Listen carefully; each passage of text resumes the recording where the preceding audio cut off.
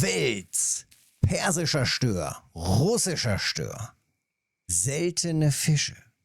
Alles das hier an diesem Spot. Hier soll's gerade richtig wild laufen.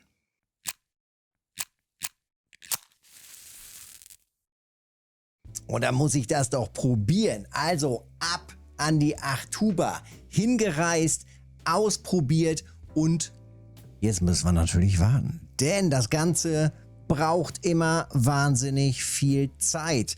Man fährt natürlich nicht mal eben an einen Spot und fängt mal eben die seltenen Fische, im Idealfall auch noch in Trophäengröße.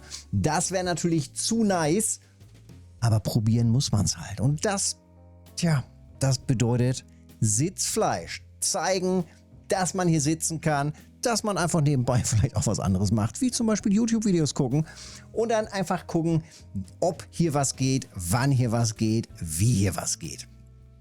Dass hier was geht, hatte der Mattes Berlin im Discord gepostet mit einer riesen Liste, mit einem riesen Cacher voll mit seltenen Fischen. Das ist halt richtig, richtig nice. Also, wie gerade schon gesagt, mit persischen Stören, russischen Stören, mit Welsen. Gerade eben hier im Chat, ihr seht, der Chat ist wieder komplett on fire. Nicht nur die Schuppenkarpfen ballern hier rein. Gerade eben ging auch noch die Wels-Trophy hier rein. Auch das auf dieser Position. 44,55 und auch das triggert mich, muss ich ja sagen. Vielleicht sollte ich es einfach noch ein bisschen probieren hier. Mit einem komplett übertriebenen Setup auf Wels. Gucken wir mal eben rein in die Rekorde, wöchentliche Rekorde. Wie sieht das denn aus mit dem Wels? Welche Köder sind denn da gerade angesagt? Alter, Slanisch, da hat er ihn. 104,9. Und Dr. Dunkel auch mit dabei. Ja, läuft doch, ihr Lümmels. Was sie hier die dicken Brocken rausziehen und das tatsächlich auf Maulwurfsgrille. Also, Wels Trophy auf Maulwurfsgrille. Ich habe alle 3 Routen so zusammengepackt jetzt, so ausgestattet. Tja, ich wäre ready dafür. Ich würde ihn mitnehmen. Ich schnapp mir auch den Wels auf Grund, auf Maulwurfsgrille, auf richtig schön übertriebenen Setup. Und das erste Gebimmel ist da. Ja, ich bin schon ready. Das erste Rotauge nehme ich doch gerne mit. Schauen wir doch mal, was reingeht. Also wir gucken uns natürlich auch gleich das gesamte Setup an und was hier allgemein noch so reingeht. Futtermische gucken wir uns natürlich auch rein. Ne? Also alles, was wichtig ist für diesen Spot. Ich habe bis jetzt 4-mal ausgeworfen. Also alle 3 Routen und die dritte dann noch ein zweites Mal. Das heißt, wir haben jetzt am Ort 200 Gramm Futtermische. Ich werde jetzt gleich nochmal auswerfen, damit wir den Spot auf jeden Fall richtig angefüttert haben. Ordentlich viel Futter am Spot ist. Und danach geht aber erstmal das Futter wieder raus. Und zwar mindestens mal so für 12 Stunden. Und ich glaube, dann werfe ich nochmal ein 50 Gramm Pack Futter hinterher. Na guck, der erste Wels. Der erste Wels. Was mich natürlich super reizen würde, sind eben diese seltenen. Ne? Persischer Stör. Russischer Stör ist jetzt nicht so ganz selten. Aber so ein persischer Stör wäre doch schon der Hammer. So, 14 Kilo. Schmeckt, kann man schon mitnehmen. Ist gar nicht so verkehrt. Also, da haben wir schon den ersten. Jetzt direkt wieder auswerfen. Auf 35 Meter geklippt. Zack, schön da vorne in Richtung von dem Schilf. Locker wieder zumachen. Und dann eben gucken, was hier noch so reingeht in Richtung seltener Fische. Noch seltener als Störe sind mittlerweile Schimpansen geworden. Schimpansen im Kongo werden seit Jahrzehnten von Jane Goodall aufgepäppelt in einem extra Reservat, in einem extra Gebiet. Und dieses extra Gebiet oder dieses Institut, das Jane Goodall Institut, das könnt ihr unterstützen mit einem Einkauf bei Holzkern. Also Win-Win für beide. Zum einen bekommt ihr wunderbare Accessoires, Schmuckstücke, Uhren. Zum anderen gibt es eben 5% vom Einkauf sozusagen, vom Einkaufspreis gehen direkt an die Stiftung. Mit diesem Geld werden dann Bäume gepflanzt in dieser Region, damit da quasi auch aufgeforstet wird, wo die Schimpansen leben. Zu der Arbeit von Jane Goodall gibt es eine Wahnsinnsdokumentation von Arte. Auch die verlinke ich unter dem Video. Genauso wie natürlich auch den Link zu Holzkern. Da gibt es jetzt übrigens ein neues Wort, einen neuen Rabattcode, den Don Fire. Hat nichts mit dem Don Kaulbarsch zu tun, aber es ist quasi eine Donation, eine Spende an das Institut von Jane Goodall. Und da gehen 10% Rabatt für euch und 5% von eurem Einkauf gehen quasi direkt an das Institut und damit werden dann Bäume gekauft. Also für 2 Euro, für alle 2 Euro sozusagen wird jeweils ein Baum gekauft und dann wird dort aufgeforstet im Kongo für die Schimpansen. Also eine wirklich gute Sache. Und da geht's weiter mit den fischigen Seltenen, mit den seltenen Fischen. Und da geht der nächste rein. So, wir gucken uns gleich mal das Setup an. Oh, da ist glaube ich noch was drauf. Denn ich habe jetzt hier 2 Aufbauen. Einmal geflochtene Schnur, komplett übertrieben. Und einmal Monoschnur, auch komplett übertrieben. Und da bin ich natürlich gespannt. Na, ja, selten. Nicht sehr selten, aber normal selten. Der russische Stör und das aber noch als Baby. Also schnell wieder rein. Apropos rein, keine Futtermische mehr rein. Die nehmen wir hier ab und direkt wieder rauswerfen auf 35 Meter. Nicht überfüttern hier den Spot. Wir wollen ja hier noch ein bisschen länger stehen. Und da geht das nächste Ding rein. Auch ganz entspannt. Also zweierlei Setups und das teste ich jetzt und ich bin sehr gespannt. Hier sehen wir jetzt schon einen kleinen Unterschied. Wir haben hier Kopfschläge und die ausgeschlitzt. Ach komm, ich wollte es gerne zeigen gerade. Die Kopfschläge werden abgepuffert, werden abgefedert. Das ist der Punkt. Und zwar habe ich einmal eben, wie gesagt, Monoschnur und einmal geflochtene. Und auf der geflochtenen geht es aber auch direkt wieder los. Also schnell wieder auswerfen hier. Monoschnur raus. Zack, es hat richtig schön gefedert. Und jetzt hier, jawohl, der nächste. Direkt mal anschlagen, nochmal und nochmal anschlagen. Und wir können, ich glaube, wir können die Bremse gleich ein bisschen hochziehen. Ja, da ist ja noch Potenzial. Ja. Ja. Und es knackert immer noch durch. Und jetzt knackert hier nichts mehr. Und dann gehen wir ein bisschen Gassi.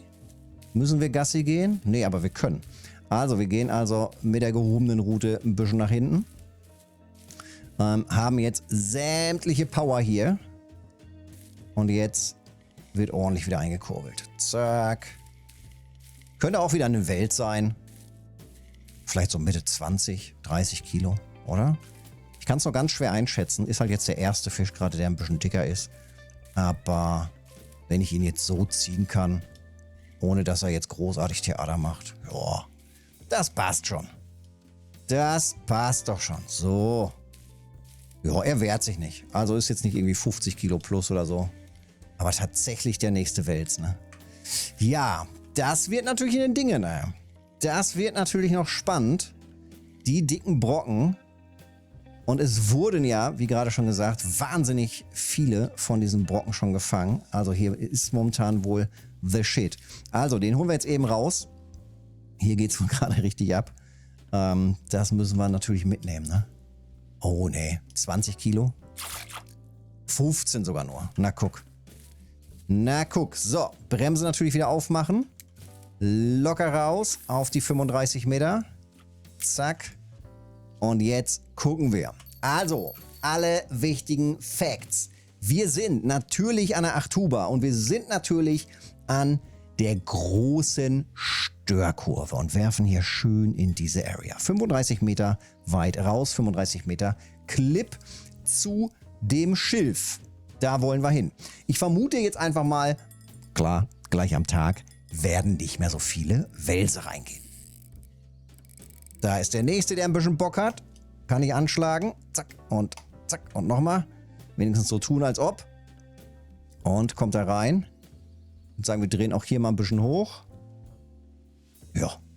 Und dann gucken wir uns natürlich auch jetzt gleich die Setups an. Der macht schon wieder ein bisschen mehr Kopfschläge. Aber jetzt eben das Schöne, gerade eben war es geflochtene Schnur. Und jetzt haben wir hier eine Monoschnur. Und bei der Mono, jetzt wiggelt das hier so richtig schön. Aber es wird eben auch abgefedert. Und Monoschnur, dieser Gummieffekt, ist halt super anstrengend für den Fisch. Das heißt, er wird deutlich schneller müde. Und dementsprechend kriegt man die dann auch ganz gut raus. Ne? 77 Kilo Schnur ist das jetzt hier gerade. So, damit gehen wir jetzt auch einfach mal ein bisschen nach hinten. Ich habe natürlich immer schön einen Finger auf dem Mausrad, denn wenn der jetzt hier Faxen macht, dass ich dann sofort die Bremse aufmachen kann. Ich habe ja keinen Bock auf irgendeinen Abriss oder so. Aber es ist schon ein bisschen tricky und man sollte auf jeden Fall fit sein, wenn man hier solche Späßchen macht. Und ja, am besten hellwach. Na komm. So. Schön rein. Riesenvorteil bei Mono. Wir verschleißen unsere Schnurlaufringe nicht so sehr. Auch die Rolle. Also auch da haben wir einfach insgesamt weniger Verschleiß. Deutlich weniger Verschleiß. Wenn man das eben vergleicht zu geflochtener Schnur. Ist ja ganz klar, die geflochtene Schnur ist ja so geribbelt. Ne? Guckst du an, wie bei deiner Freundin der Pferdeschwanz hinten. Der ist ja auch so geribbelt. Und genau dieses Geribbelte ratscht sich halt so ganz fein und dünn, zieht sich das durch die Schnurlaufringe. Zack, hier mit diesem massiven Druck von 100 Kilo Fisch da dran. Und dann ballert das immer und schneidet sich richtig schön in die Schnurlaufringe rein. Ist ja klar, dass das irgendwie nicht so nice ist. So, und bei so einer ganz schön aus einem Guss gegossenen, glatten Schnur, einer Monoschnur, ist es natürlich wesentlich weicher. Und dann auch deutlich weniger Verschleiß drauf. Ist ja klar. So, komm ran hier, Alten. Da sehen wir ihn so langsam. Edküt. Da ist er.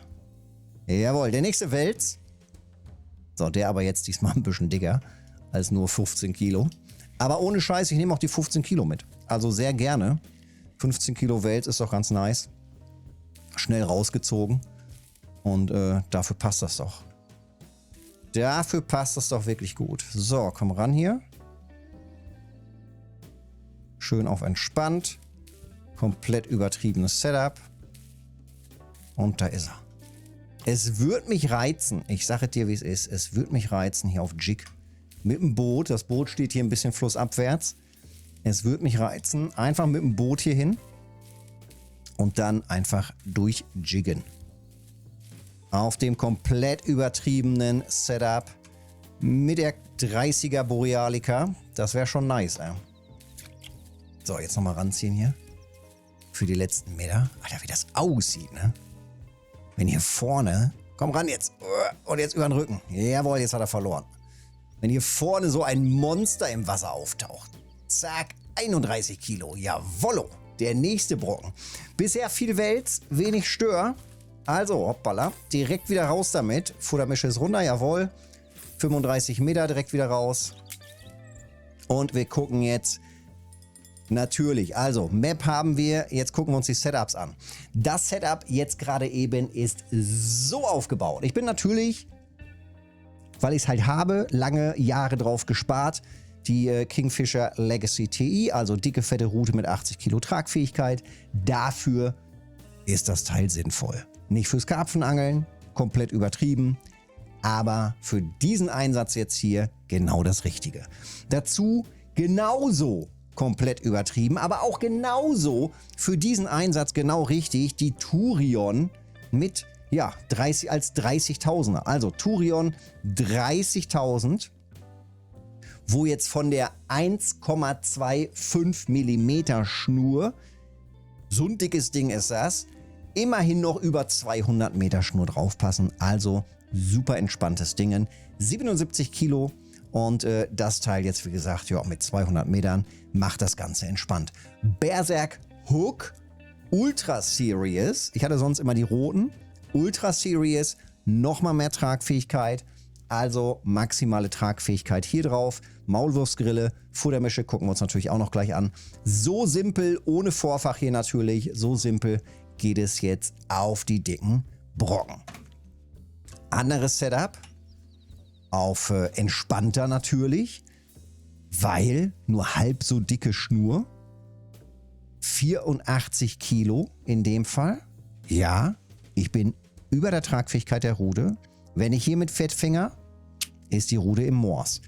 Wollen wir natürlich nicht, macht das Ganze noch so ein bisschen riskanter, aber no risk, no fish. Und ja, da muss man halt einfach rein. Komplett übertrieben. Man kann auch einfach mit 60 Kilo sich hier hinstellen. 77 Kilo und gut ist. Also auch durchaus möglich. Hier jetzt sogar 900 Meter Schnur drauf, völlig drüber, aber einfach mal zum Testen und für den Vergleich. Auch hier 4.0er Haken und Maulwurfsgrille. Haben wir hier was drauf? Ja, hier haben wir was drauf und zwar das PVA, die Original Störmische. Rapsamen, Flusswandermuschel, gehackte Würmer, getrockneter Krill, Lehm und Krabbe mit Muschel.